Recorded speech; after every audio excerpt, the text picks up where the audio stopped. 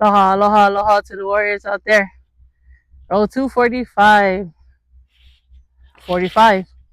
Today is day 22, but it's also the day I make 45. So here we are at this quiet but yet monumental moment for me.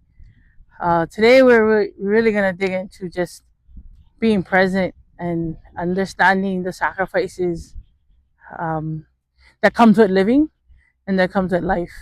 Today is not just my birthday, not just my mom's birthday. So happy birthday to my mom and my niece. She just made 21 today. The three of us were all born on July 7th. My mom, July 7th, 1957.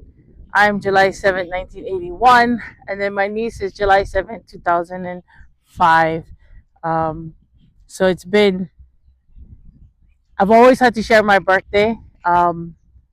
It's never been an issue for me. I think it's kind of special that you're born on your mom's birthday, and then even more special that my niece was born on my birthday. Um, my mom gave birth to me the day she made 24, and then my cousin gave birth to my niece the day I made 24. So we're all 24 years apart. We're all July 7th, and we're all year of the rooster. How that figured itself out, there's no reason to need to figure that out, to be honest. Our kupuna work in mysterious ways, and that's just the way it is. But more than that, of our celebration of being born and life coming into this world, um, we realize, as we get older, that life takes us on many, many journeys. And life has taken me on quite a few journeys in the short 45 years I've been on this earth. On top of sharing my birthday with my mom and with my niece, I also shared this day, um, the day in which my godmom, my godmother, my auntie Momi, Pakele, went and was born into the heavens. 20 years ago today, she was born into the new life, the everlasting life. And as much as I think, as much as people realize that we're all on this earth for just for borrowed time, um, we start to realize that we actually are uh, able to take on the trials and the tribulations of what it is to be in this life. 20 years ago today, like, what was that like? My niece had just turned one. Um, my mom had just turned 49, and ironically, I'm making 45 today. I remember that morning very vividly. I remember getting called numerous times for my birthday, like early in the morning, getting all these calls saying "Happy birthday, Leho, happy birthday," and all these texts. And then there's one call that came from my auntie, and she said, um, "Mom's not doing well. You might want to go see her at the house." And so I did. I packed. I got in the car and I drove to the house, and by at that point, I could tell she was already. Um, I could tell she was suffering. You know, uh, I'm not gonna beat her on the bush. Like, she was suffering, but she was coherent to a point. And I got into the house, and I know my uncle was there, and he was just trying to comfort me because he knew it was my birthday. But it was just a lot. A lot was happening, and um, the best gift I ever got, besides my niece being born on my birthday, was the year later, where the day of our birthday, she didn't suffer anymore. Um, Before everything started to kind of crumble, and how quickly it took on, I was lucky. I'm super blessed because she was able to for one last moment, look at me and wish me happy birthday. And then she apologized. That soft whisper of I'm sorry. And I just remember looking at her and saying, go, don't worry about us. Don't worry. It's okay. Doesn't matter if it's our birthday. You go. You go. Because being here is not helping you. You're suffering. And the last thing I would want in my head, the last thing I wanted was her to keep suffering. And within moments, I don't even know if it was minutes or seconds, but within moments, we were moving her from one our area of the house into the living room floor, and by then we had called rescue, and rescue had um, been on the phone with me, and they said lay her down or lay them down.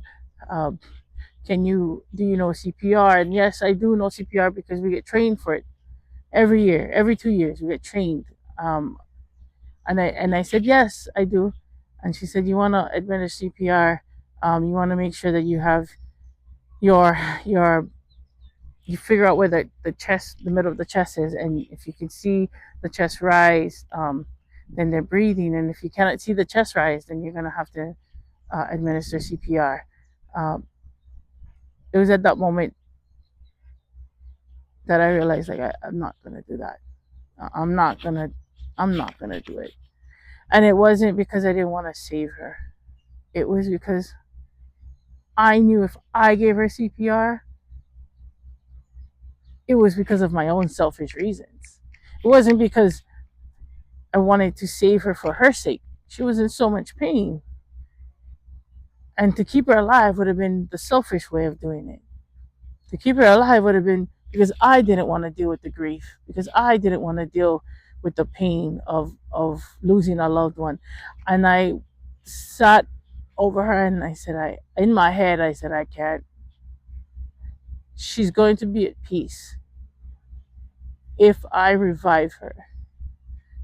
Who knows how long more of her suffering she's going to have to take. I couldn't do it. I couldn't do it. As much as I knew it was going to be hard to let her go, I couldn't. She was going to be in so much pain, and I didn't want to be responsible for that pain. I didn't want to be responsible for somebody else's pain. I will deal with my pain, and I will deal with my grief, but I don't want to be responsible for somebody else's pain. And so I didn't. And I seen a pacemaker, and I knew, like, man, if I start compressions, I'm going to crush her chest, and I'm going to break her chest. And that was something I did not want to do, because should she survive all of that, the recovery and the pain was going to be enormous. And so I chose to be present in those last moments. And I chose to take on the suffering for her. Because the funny thing about grief is that it comes in waves sometimes. It's 20 years. 20 years today.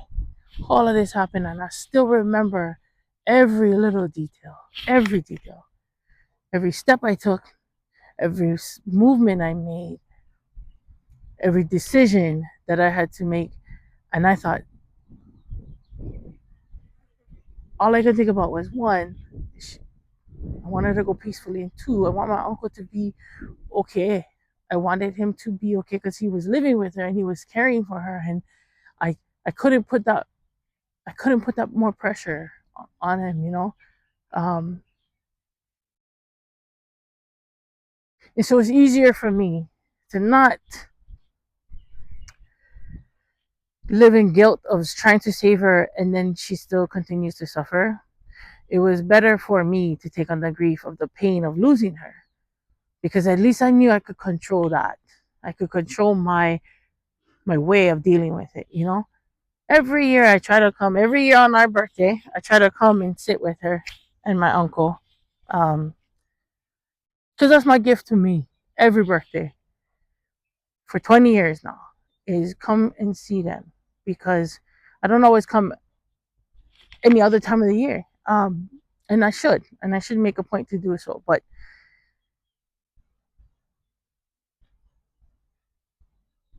the biggest gift I gave myself was knowing that I could endure the last 20 years of just grief and grieving and missing. Um, but I do it all over again. I do it all over again, because keeping her here would have been so selfish of me. It would have been selfish of me, because it would have been me not wanting to deal with the loss. It would have been me not wanting to deal with the pain of having to bury somebody that you love, that you thought was going to be in your life forever. Nothing is forever. Nothing. There's only now. There's only present time. There's only today. Tomorrow's never promised, and I learned that 20 years ago. Even on your birthday, sometimes the greatest gifts you get is not the ones you ask for.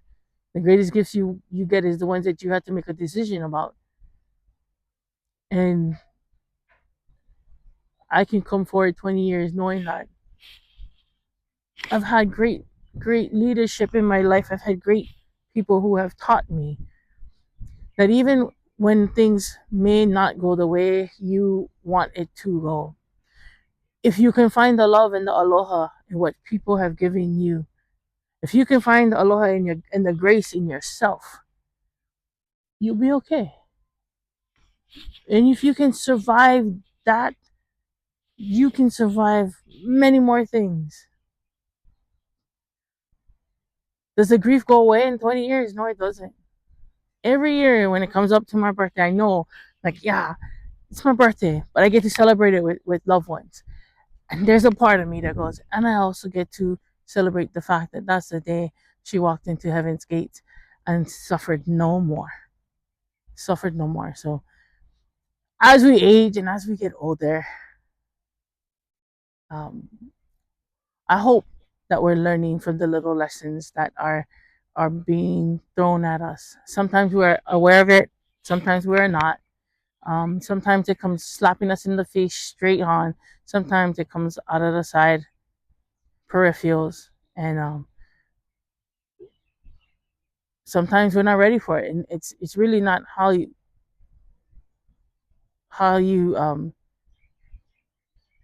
get it. It's really how you move from it.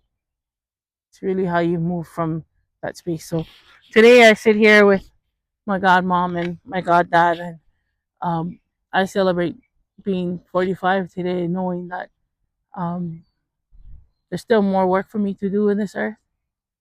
And I'm very thankful for the 45 years that I've already been here. And I only hope that the next 45 to 50 something years um, I will be blessed with many more joys and many more experiences and many more relationships and friendships that will stand the test of time. So happy birthday to my mom. Happy birthday to Camille. Um, Camille, happy birthday. And to Auntie Mommy, happy birthday into heaven today. I miss you guys. I thank you guys for everything you've ever done for me, for loving me even though I wasn't yours, um, for showing me what family is all about, even though you're not blood related, for giving my parents a chance to raise us. And I thank my parents for trusting people to be in the lives of their children in hopes that that part of the village is there when they couldn't be. I know it takes a lot of trust out of parents to put your kids in the hands of other people and to have them help you raise them.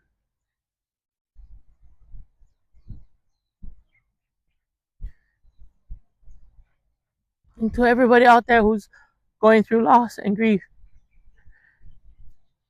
it doesn't always leave you. Some days are better, Some days are not as good. Um, but how you handle grief is truly accept it. Don't fight it. Like I accept it. 20 years now, I accept the fact that I won't get to lay my head on her lap like I did before. But what I do have is the opportunity to make more memories with more people that are here, to love on the ones that are still here because they also need our guidance. But I'll never be one to say hide your grief. Like don't hide it. Like grief is important. It's an important part of life. You gotta grieve. You gotta grieve because the grief will hold you back a lot, and sometimes your learning to move through your grief is teaching those around you how to also move through grief with you. So today is a great day. It's a very great day. And to be blessed and to be in this space and to still be able to come to the people you love and say thank you and mahalo them for everything they've ever done for you. Um, that's me. Today is 45, and it's a great day today, and it's a great day to be alive. And I promise you, the next 45 years are going to be just as great, if not better. Thank you, everyone, for all of you listening out there. Always keep aloha in your heart because when you have aloha in your heart, you have more aloha to share with the world. And I truly and honestly believe that aloha will save the world one person at a time. So if you can, share aloha with those who deserve your aloha. Aloha.